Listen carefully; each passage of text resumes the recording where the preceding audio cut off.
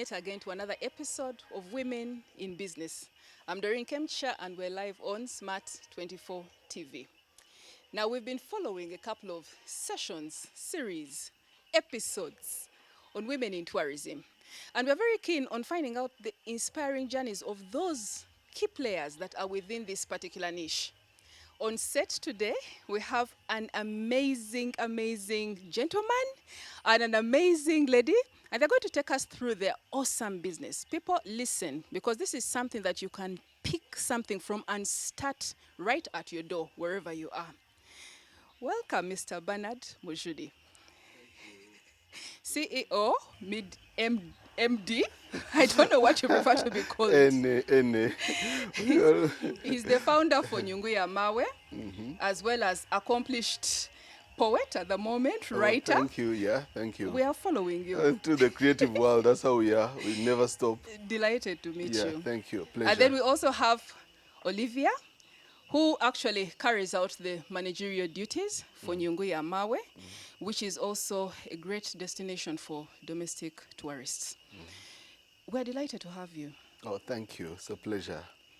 You are doing amazing things. Are you aware of it? Or, we like to ask this one because in most cases, Africans will give you the best speech when you're dead. As for us, we prefer to actually, we prefer to thank you when you're still alive. Yeah, you're right. You are doing so many things that are thank boosting domestic tourism in Uganda. Yes, please. And there are so many people who are coming to you and picking a leaf. Oh, yes. Agreed. Let's start with you, Ben. Yes, please. Thank you. Allow me to call you Ben. Yeah. How did it start?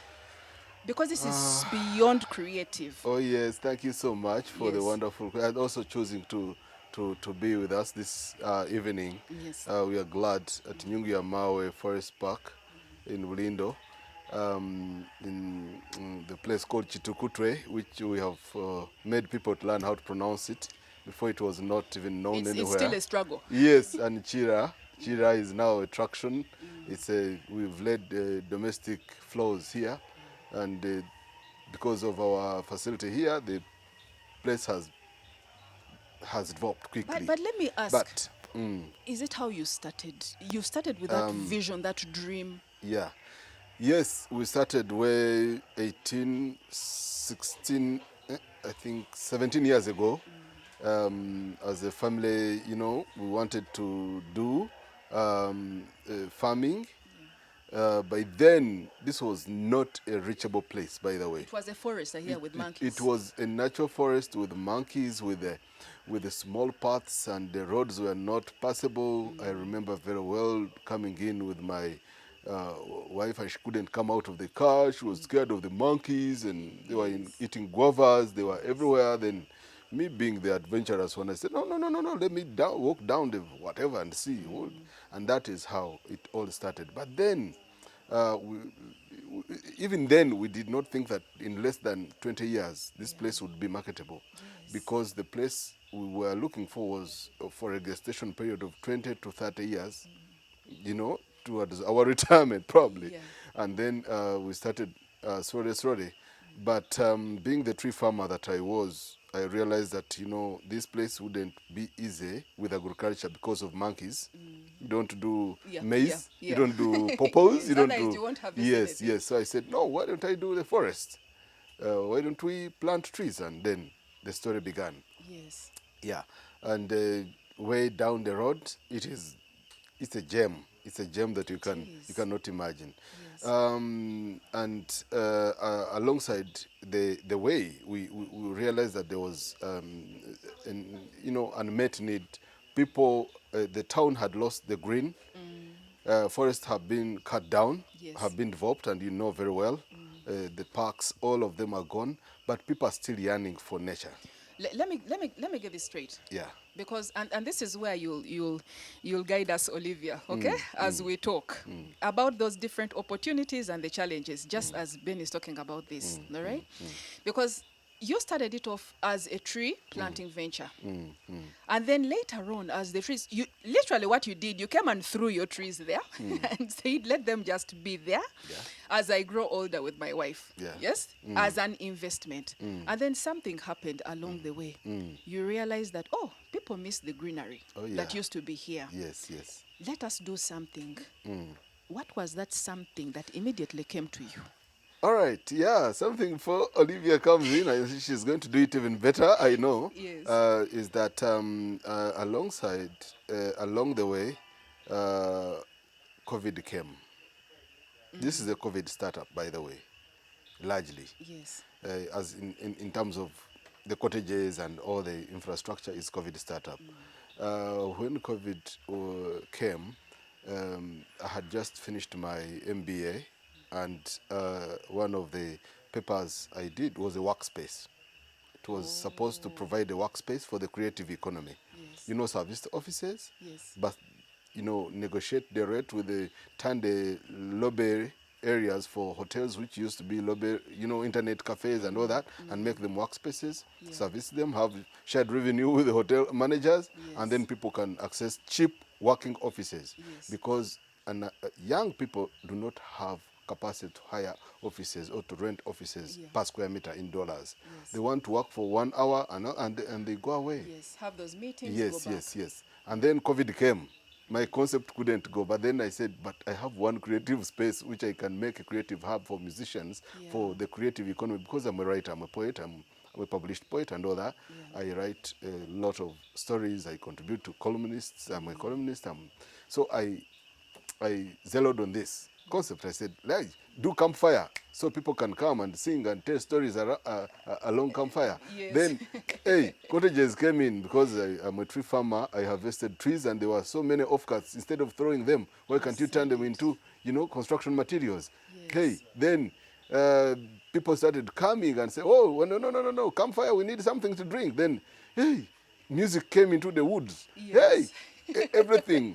And the everyone creative was hub, trying yeah. to run away from home, remember? Yes. Everyone was trying to run away from home. Exactly, yeah, I yeah. have spoken to quite a number of very lucky people, by the way. Yeah. To whom COVID was a blessing. Yes. And I think, let me just tweak it. Not necessarily a blessing. Not all accidents are bad. No. Yeah. That actually, let's erase that sentence. To whom COVID was not, the opportunities that they got during the COVID lockdown actually surpassed the former, right? Olivia, you come in right now, managerial position. Yes, you have seen it all. You have seen this place grow.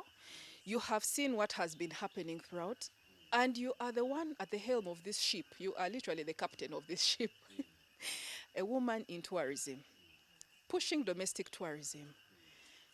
How has it been since that time? Since the time of COVID, yes. What was in COVID as people were hiding away? What was happening here in this place? Okay, first of all, it was a hiding place. So most people come, and I think also to reduce the stress. Yes. Because people have overstayed at home, they didn't have where to go. So when you find a place like this, Yes. and also like there are those who were affected, so this was their breathing place. Yeah. So Many people were confined. They felt home was a prison. yeah. Yes? And for you have people who would be working like for 20 years, who are used to 6 I'm out of the house. Yes. And now they're enclosed. They are with the crying children. They are with different spouses they have forgotten. Yeah, so They it are- was just a it free was- space. It was terrible. And they found a place such as this. Yes? Was it very hectic during that time? The growth in people coming to this place. Olivia, was it hectic? Not all that much. Yeah. Because at the same time, we're also benefiting. Yes. Yes. And what about the expenses and all these? Were you prepared for them, if I can ask? Were you prepared for the guests that came during that time? You weren't. Yeah, maybe to... Yes. Maybe you can shed some light on that. To say that, to add on what she's saying, this was the only safe space during COVID. And Within this area? Yes, in the whole of this Kampala, actually. I can tell you, Minister of Health came here, inspected us, Yes. and they inspected 98% compliant. Really? Yeah, and they said this is the only place where we find very many people and we can allow them to stay. Because it is Because wide. it was spacious, people would come with the mats and mattresses and were out of prescription. Go into a very clean environment, breathe in nature, and and And unwind. also maintain all Yeah, those we had different people here who SOPs. were in the forest. They come when they are healing with their families, and they just sleep on the mats in the forest. So we played our role to do psychosocial support, but also to manage trauma. Yeah. And the other aspect is that if you see the way we did furniture in the forest, it was distance. Yeah. Yeah, it is distance. You couldn't come close by design. No, by design you had to be a distance apart. From the next person Yes, nearest to you. exactly. And that gave a lot of opportunity for people to hang out, to drink, to eat together, families again to reunite. It was a healing place for people. Was And that nature intentional? heals. Yes. The setting, the way you Yes. set it up during that Yes. time. Yes. So you were ahead. Yeah, I mean, no, You during were because in ahead. 2019, that was COVID time. I would ride my bicycle and come here, and we had a camp here with all the workers turning things around. Yes. Yeah, responding to the contemporary challenges. I think to me what picks me is that in most cases people were thinking about how do I make sanitizers. Oh, yeah. Yes? Yeah, yeah. Everyone was trying to get into the sanitizer business, you know that. And here you are, as for you, you're scattering your furniture, thinking about how to how to have people Yes. come into this place here. Exactly. Oh, yes. The other part of it is that the branding of Nyungu ya Mawe is the work of the creative. Yeah. Because people studied history, but they never monetize it, or in a way that is direct to them. Yes. And so we picked Nyungu ya Mawe because of African heritage and identity, and bringing the Africanness into urban culture tourism. Yes. And that has been a big traction for us. People come and ask, why Nyungu ya Mawe? Because Nyungu ya Mawe means pot of my mother, Yes. but also it means the pot of stones in Swahili. Yes. And we said, no, it's because he was a successful chief and he fought colonialism. And then he was, even the Germans had to cut off his head and test his brain, what it was made of, whether he was taking drugs or what. Because he did an underground tunnel and managed to come out into the German camp. Really? Led an army of Africans into underground tunnel and came out, and they fought with the Germans as much as they killed most of the Africans because they didn't have arms. That is history. That being is relived history. here. And we said we need to re-educate, decolonize. Yes. And we are leading the revolution. If you see the cottages that we built, they are named after African heroes and heroines. Yeah. Wangari Maathai, and you know the cause she died. Yes.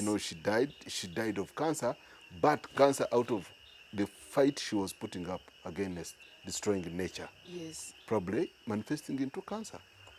But also you'll find Sankara, Chris Hani, Steve Biko, Mandela, you'll find Dedan Kimathi, Malcolm X, Lumumba, people who died for a consciousness. Tubman, who liberated the only woman on American dollar who liberated slaves. All that can be found here. Yes. All yes. that information can be Yes, found here. yes. And we make sure young people, even the adults, are educated, because people are not conscious of this identity, They are not. of the heritage we have here. It's a Oliv- big calling. Olivia, do you find people, because we are trying to segment, we've had this talk in the last couple of episodes, and we're trying to find out, is there a particular segmentation in domestic tourists, okay? You have those ones, and I keep saying it, you have those ones who are basically coming for the fun. Yes? Yes, They're coming for the fun, they've been working, they've been saving, and they want to distress. Yes, Yes? yes. And then you have others that are keen on actually, let me take a nature walk, let me breathe in and out deeply. Yes. Let me expose my kids to the different nature, surroundings that are within our place here. Yes. Do they initially come, when they come here and they're making their bookings and talking to you, are they categorically specific in what they want? Yes. Or they first come and say, let us first chill in the woods? Are they clear when they come? Okay, some are clear, some are not clear. What those ones who are vague tend to say what? Let's first come. Okay, like those ones who come and they want to tour around, Yes. of course we start from the cottages. Yes. Yes. So we tell you the details, what we have in the cottages, the prices that we have, Yes. then we come ahead and see what we have around here. Yes. And most of them actually are taken in. They are taken in, one, because I also toured those cottages. And I feel that this is such, because I've been hearing about it, but in the context of fun. Yes? I've been hearing about it in the context of fun, enjoyment. in the context of nature walks, in the context of distressing and the psychosocial support that is brought in from team building. I've been hearing about this place from that particular avenue. But because I'm also very keen on finding out if there's a segmentation in the domestic tourists, I want to find out, because we need to be clear about this.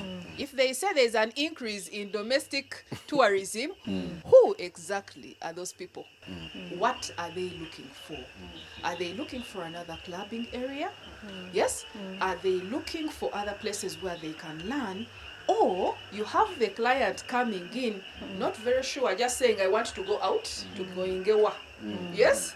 And then later on they find this, and then they find the history embedded. Is that what is happening? Oh yes, it's happening, and in as far as the space has been put deliberately there as a creative space for the young and the creative and restless to create value. And restless. Yes, young and restless. Yes.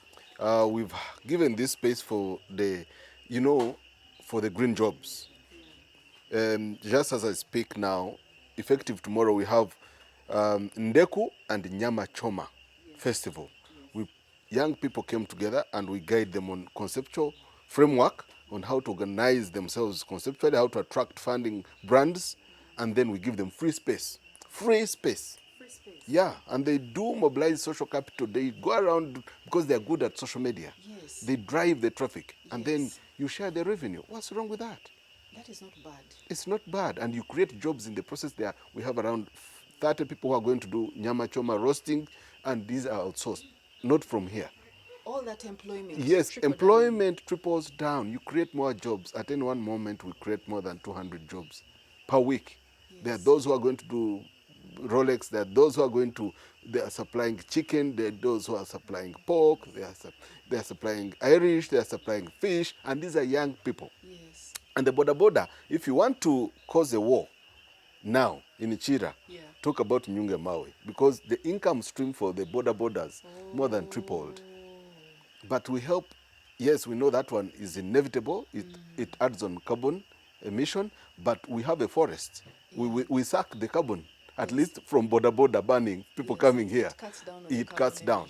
emissions, And as such, it creates a nexus between green jobs and it helps to mitigate on urban unemployment and crime rate. Yes. We used to have thieves here in the neighborhood. People used to steal chicken, steal everything.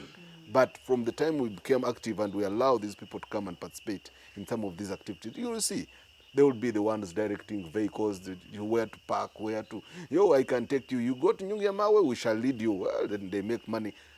It has created multiplier jobs. As these multiplier jobs are being created, Olivia, Yes. how is the planning going on?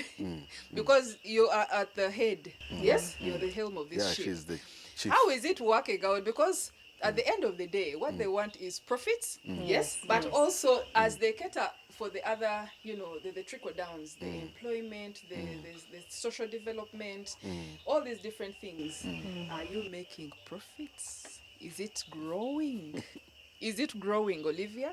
Is it worth it? Is it worth the investment? For the person who is watching out there and wants to get into this business, is it making profits? Yes. Is it an investment worth pursuing? Yes.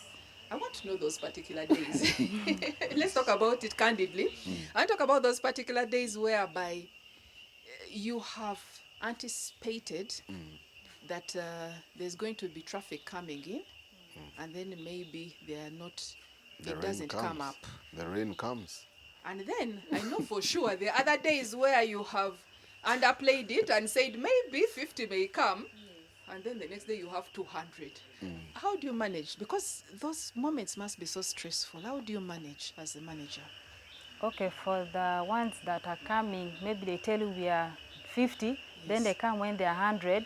Sometimes we plan in advance. Then we make sure, either those who make bookings, if someone tells you we are going to come as a group of 50, just know in mind, put in mind, they're above that. Yes. So we always plan ahead. Overestimate. Yes.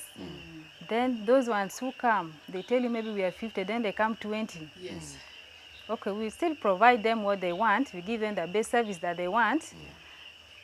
Though I know at the end of the day, maybe we can get some losses, but we try to handle it. And Ugandans can disturb. Ugandans can disturb. And I don't say it loosely because maybe I'm one of those ones who disturb, yes?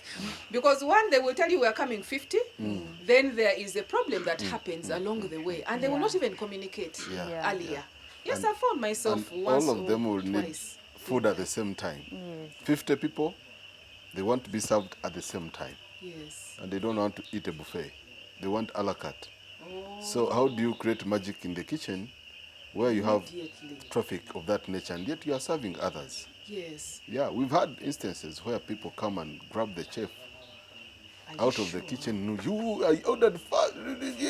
Oh, Yeah. Why? Because of the nature of the clientele. Yes. People come in groups and they want to eat in groups, and you've got to deal with that kind of traffic.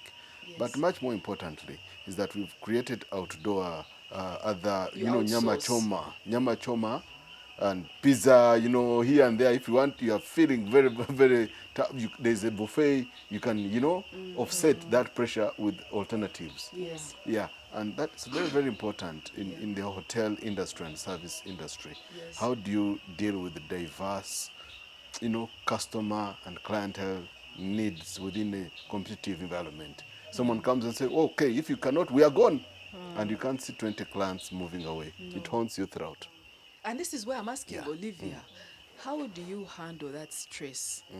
How do you handle that stress whereby you are anticipating 50 and 150 come? Do you have, for example, I checked out your menu and there is fish, chicken. And do you always have these things stocked somewhere in anticipation that maybe, do you always have like a plan? Is that how you work it out? Like in most cases, we do mise en place. Yes. So when we do that mise en place, we Please break plan. it down for the Ugandan who is watching. Do not bring French in these things. Break it down so that we understand. Okay, we prepare early before. Yeah. Yeah, in most cases we don't prepare for the exact people who are coming because we know other people are also going to come. So we prepare something that is enough. Yeah. Even if they come 100, still we can serve them plus the more people that are coming. Yes. Yes. How are you branding yourselves per se? Because you're going to have difficult clients coming in. Yes? And I'm going to apologize because if I've got this moment with the two of you, I will make sure that we milk you so that so that the person out there can be learn. able to pick everything. Because the more the merrier. This Uganda is too big. Yeah, you Yes? must know your clients. You must know your clients. How? If you have, because you have the youth coming in and they really form quite a big percentage coming in here. Now But also have the elderly. and we also know, yes, Yeah, that they you come have, in now to relax. exactly, They are brought by their children. exactly. Yes. But now we're looking at the youth that come in and they have specific now needs, immediate. How are you managing to tame them, such as that one who wants to be served immediately he comes? Okay, in most cases we first approach you and tell you either what you want, what you're going to order for takes this minute. Yes, Customer care yes, is very key. yeah. Do you know that there are some people who actually start businesses and it is more or less, you found us here, if you don't like the services, you can go.